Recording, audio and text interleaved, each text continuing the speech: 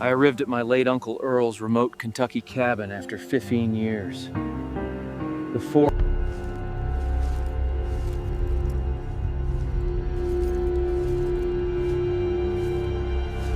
I hadn't been back to my uncle's cabin in almost 15 years. It sat deep in the Kentucky hills, past a washed-out dirt road that wound through pines and black oak, then broke open to a clearing that never felt right. The cabin had always been more shadow than wood to me, a low, sagging thing with moss crawling up the sides, a rusted stovepipe, and windows so clouded they looked painted over. My Uncle Earl had lived there alone for most of his life, long after the rest of the family moved closer to town.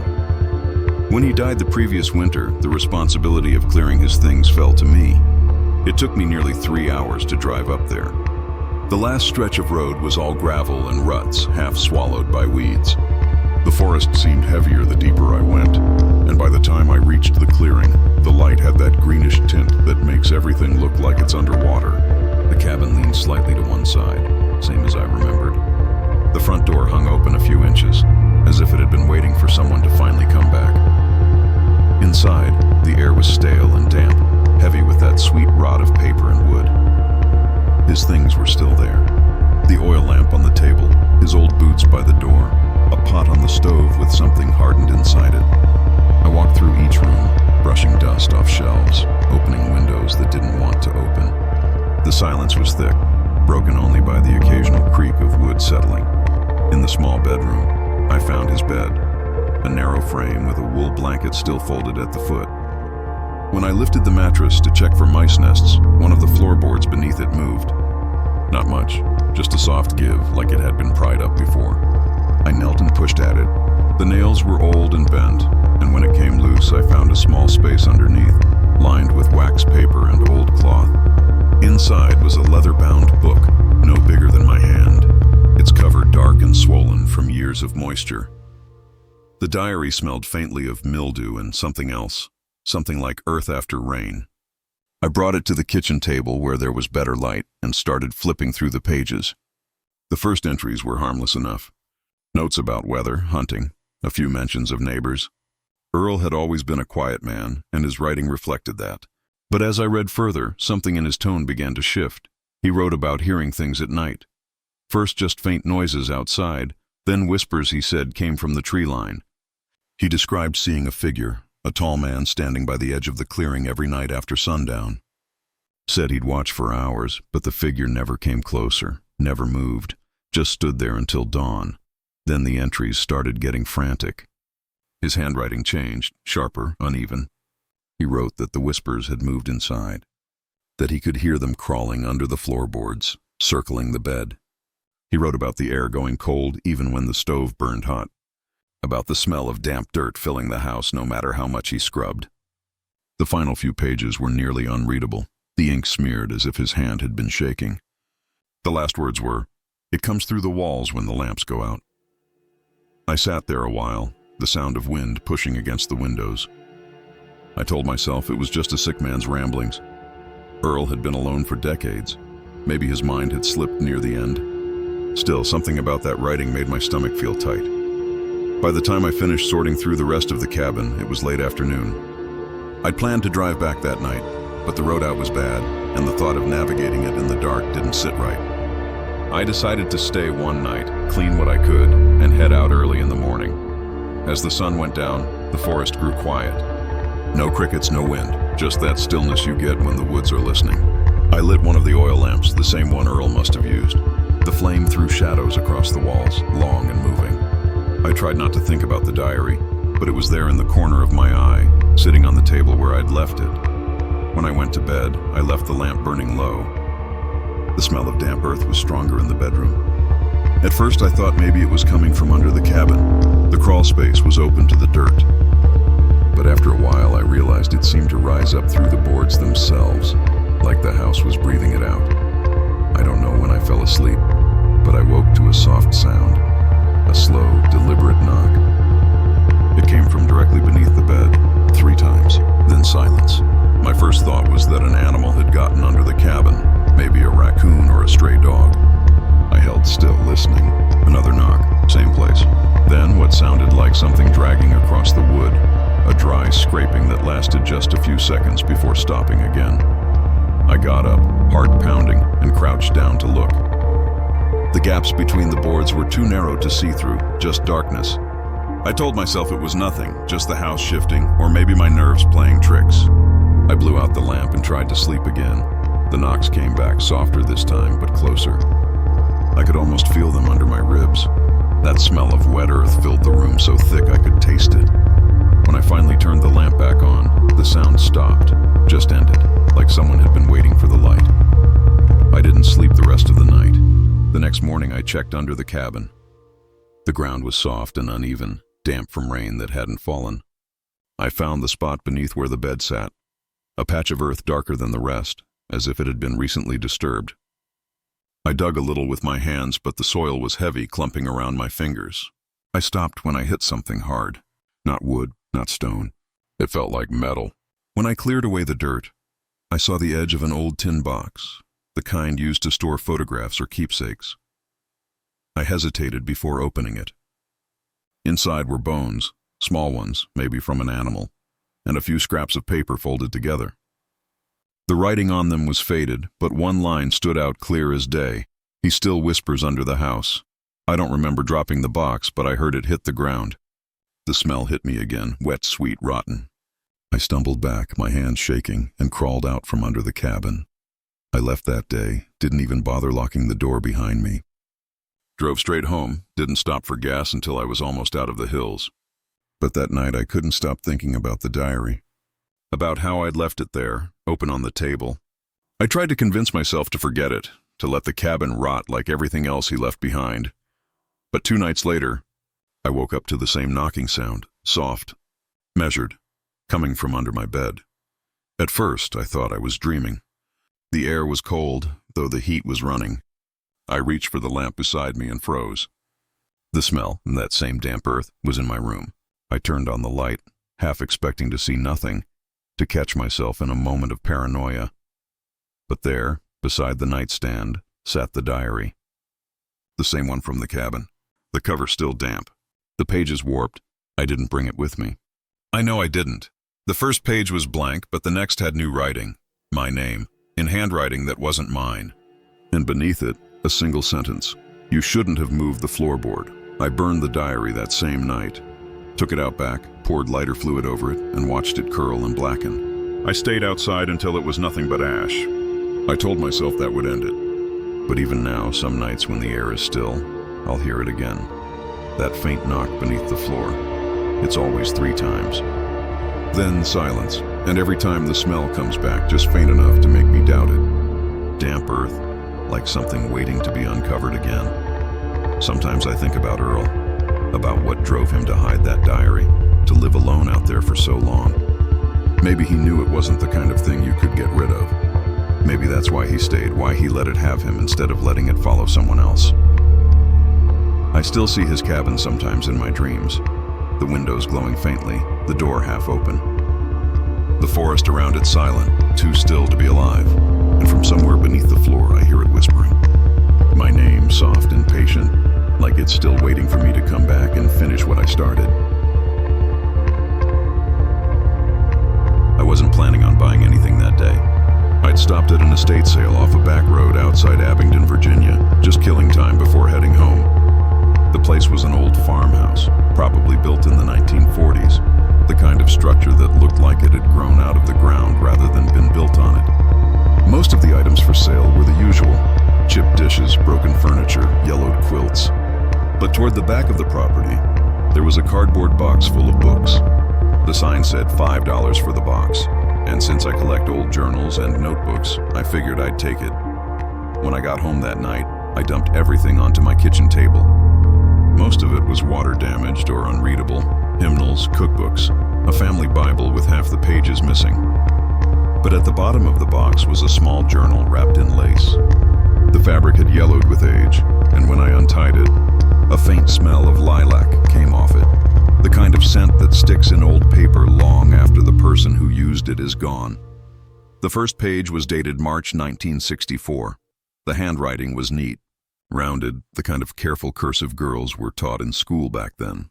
Her name was Margaret, and she wrote about ordinary things, helping her father on the farm, feeding the hens, sneaking out to swim in the creek with her friends. There was a warmth to it, a sweetness that made me picture her laughing barefoot in a field somewhere. I read until the light outside dimmed, then set it aside, figuring I'd finish later. But later that night, I couldn't sleep. I kept thinking about that diary. Something about her voice felt too present, like she was still waiting to finish what she'd started. I got up, poured myself some coffee, and opened it again. That's when I noticed something odd. Halfway through, the handwriting changed. The letters became jagged, uneven. It looked rushed, almost angry. I flipped back to compare. It was the same pen, same pages, but it didn't look like the same person. The tone was different too. The first half was full of innocent details, but now she was writing about losing time. She mentioned waking up outside, her clothes wet, dirt under her nails. Said her parents wouldn't speak to her anymore, that they looked right through her at dinner. One entry ended with, "Something watches from the field." I hear it whisper when I sleep. My stomach tightened as I read on. She wrote that she'd started seeing things moving under the house at night. At first she thought it was rats, but then she said she saw a face, pale, expressionless, pressed up against the slats of the crawl space, staring back at her. Her entries became shorter after that, the handwriting worse with each page. The last full one said only, "It's under the house now." The next page was blank. I sat there a long time after reading that, listening to the hum of my refrigerator, the occasional tick of pipes settling in the walls. The air in my kitchen felt colder. I closed the diary and left it on the table, telling myself I'd return it to the box in the morning. That night, I dreamed of a face at my window. It was pale and smudged with dirt, just like she'd described. Eyes wide, unfocused, the mouth slightly open as if whispering. I woke up sweating, my heart pounding, and it took me a second to realize that the curtains were actually moving, just slightly, like someone had brushed past them. I didn't sleep again after that. In the morning, when I went back to the kitchen, the diary was open. It was turned to a page I hadn't seen before. The ink looked fresh, still wet, smudged at the edges. There was only one line written across the center. "You heard it too, didn't you?" I told myself I must have imagined it. Maybe I hadn't noticed the page before. Maybe the ink was just darker from age. Still, I felt that kind of dread that sits deep in your chest and doesn't move. I closed the diary, wrapped it back in lace, and shoved it into a drawer. Over the next few days, small things started happening. The smell of dirt would drift through the house, faint but distinct, especially at night. I'd catch a low creak under the floorboards when I turned the lights off, the kind of sound that makes you stop mid-step and listen. One morning, I found mud prints on my back porch. They were small, like a child's, leading from the yard to the door, but there hadn't been any rain for days. By the end of the week, I decided to find out more about the diary. I went back to the estate sale property, but it was already cleared out. The only person still there was an older man fixing the fence out front. I told him I'd bought a box of books from the sale and asked if he knew anything about who had lived there. He looked at me for a long moment before saying, "That'd be the Harper place. Folks moved out in the 70s. Their daughter went missing back then. Never found her." I felt my stomach drop. "Her name was Margaret?" I asked. He nodded slowly. "Yeah, pretty girl. Used to sing at the church down the road. After she disappeared, her parents stopped coming. House sat empty ever since." He leaned on his shovel and squinted at me. "Why you asking?" I just shook my head. "Just curious." When I got back to my car, I sat there with the engine running, staring at the farmhouse through the trees. The windows were dark, the curtains drawn, but it felt like someone was standing just behind them, watching. That night, I heard scratching under the floor. Soft at first, then faster, desperate. I got down on my hands and knees, pressed my ear to the hardwood. It stopped immediately, like it knew I was listening. I didn't sleep. The next morning, I checked the crawl space. The access hatch was at the back of the house, half buried under vines. The air underneath was cool and stale, thick with the smell of damp soil.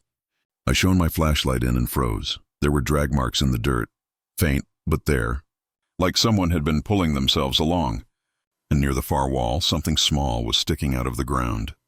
I crawled in just far enough to see what it was. It looked like a piece of cloth, maybe lace, half buried in the mud. My light flickered, and I could have sworn the ground shifted, just slightly, like something beneath it was breathing. I scrambled out and slammed the hatch shut. I left the house for the rest of the day, drove around aimlessly just to feel air on my face. When I finally came home after dark, I could hear it before I even stepped inside, a faint humming. It was coming from my living room, soft and steady, like someone whispering through a wall. The diary was sitting on the table again, open to a different page. It wasn't Margaret's handwriting anymore. The letters were larger, jagged, almost carved into the paper. There were only 4 words written across the page. "She's under your house." That was enough for me. I grabbed a trash bag, threw the diary inside without touching it directly, and drove it out to a dumping site near the old quarry. I threw it into one of the bins, turned around, and didn't look back. That night was the first time in weeks I slept soundly. No noises, no smells, no dreams. I thought maybe that had been the end of it. But the next morning, when I stepped onto the porch, I saw something that made my blood run cold. Sitting by the door was the lace wrapping from the diary, neatly folded, clean as if it had been washed. I moved out a month later. The house still stands, but I don't go near it. Sometimes I pass by that road, and from the bend you can see the outline of the farmhouse in the distance. Dark windows, vines crawling up the porch. It looks smaller every time, like the earth slowly taking it back. But I still think about her, Margaret, about what she wrote and what she saw. About that thing under the house that she tried to warn someone about. And every once in a while, just before I fall asleep, I'll catch that same faint smell of lilac and damp dirt drifting through the air. It always comes from under the floor. It was late October when I decided to hike near my grandfather's old property.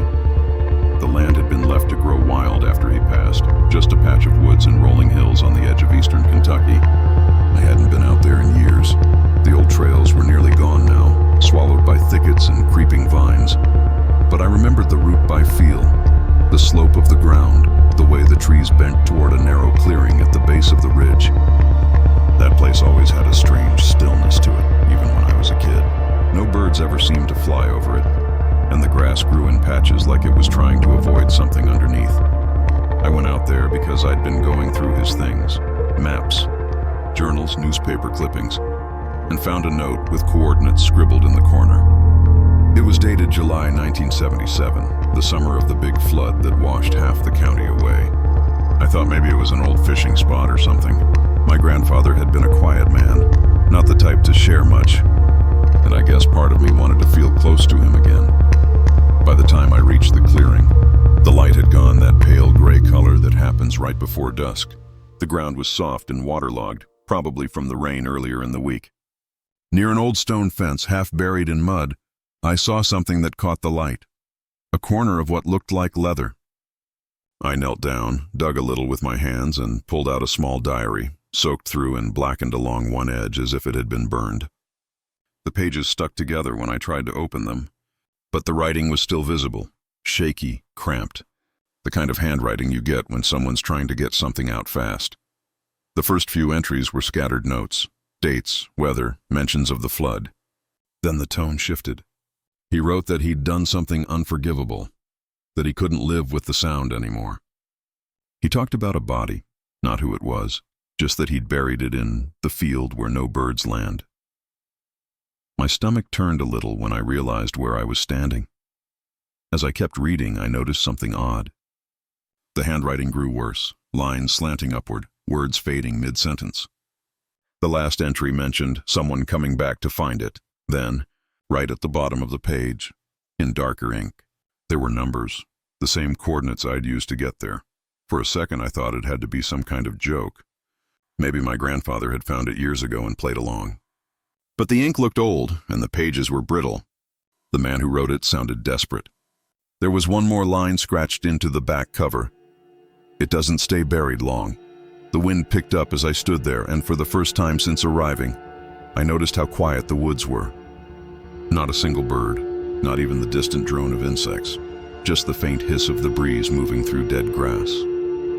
I left the diary on the fence to dry while I looked around the clearing. The soil was uneven, patches of darker earth scattered in strange shapes. When I knelt to touch one, it gave slightly under my hand, not like normal ground, softer. I felt something beneath, a small rise, maybe a rock or root. Then, just faintly, I heard a hollow sound like air moving through space. That's when I decided I'd had enough for the day. I slipped the diary into my pack and hiked back before the light was completely gone. That night, I sat at my kitchen table with the diary laid out beside me. The smell coming from it was faint but distinct, like wet leaves mixed with something metallic. I went through every page again, trying to make sense of it. The writer mentioned the flood washing away what he'd done, but that the water gave it back. There was a passage about hearing crying from under the ground and how he tried to dig it up, but couldn't find it again. I don't know what I was expecting to feel. Fear, maybe, or pity. But mostly it was this deep unease that sat in my chest like a weight. When I finally set the diary down and tried to sleep, I couldn't stop thinking about that clearing. The way the air felt heavy there, the way the ground gave under my hand. The next morning, I decided to go back. I told myself it was to take pictures, maybe to mark the site in case I wanted to research the flood later. But deep down, I think I just wanted to see if anything had changed. When I got there, I stopped short. The ground near the fence looked freshly disturbed. The grass was torn up in a small circle, the soil darker than before, as if someone had been digging during the night. I looked for footprints, but the mud was smooth, untouched. Then I noticed something else, sitting right where I'd found the first diary. It was another one. Smaller, newer. The leather wasn't burned, and the pages were dry. When I picked it up, I saw my own name written neatly across the first page. I froze. The handwriting wasn't mine, but it looked familiar, a little too much like my grandfather's. I flipped to the next page, and the words were already waiting. You shouldn't have gone back. For a long moment, I just stood there, the diary trembling in my hands. I looked around, half expecting someone to be watching me from the tree line, but the clearing was empty. The air was dead still again. Not a single sound. I don't remember running back to my car, but I must have, because the next thing I knew, I was on the main road, mud still on my boots, breathing so hard my chest hurt. I didn't stop until I was miles away. That night, I left both diaries on the porch. I didn't want them inside the house. Around midnight, I woke to a sound, a low, wet thump, like something heavy falling onto the porch boards. When I went to check, the diaries were gone. In their place was a small patch of dark soil, damp enough to stain the wood. The next morning, I noticed my front yard looked different. The grass near the fence line was flattened, pressed down in a rough circle. I tried to convince myself it was from an animal, but no animal I knew left marks shaped like hands. I stopped going near that property after that. Sold the land to a logging company just to keep from thinking about it. But sometimes, especially after heavy rain, I'll find mud tracked across my back steps, leading to the porch. And once I found a footprint on my doormat, too deep for one person to have made alone. I don't know who wrote that first diary or what he buried out there during the flood. But whatever it was, it's still there. And somehow it knows I found it. Sometimes, when I drive past those hills at night, I see that same field from the road, pale in the moonlight, empty as always. But I swear, if you look long enough, you can see the ground move, just slightly, like it's breathing,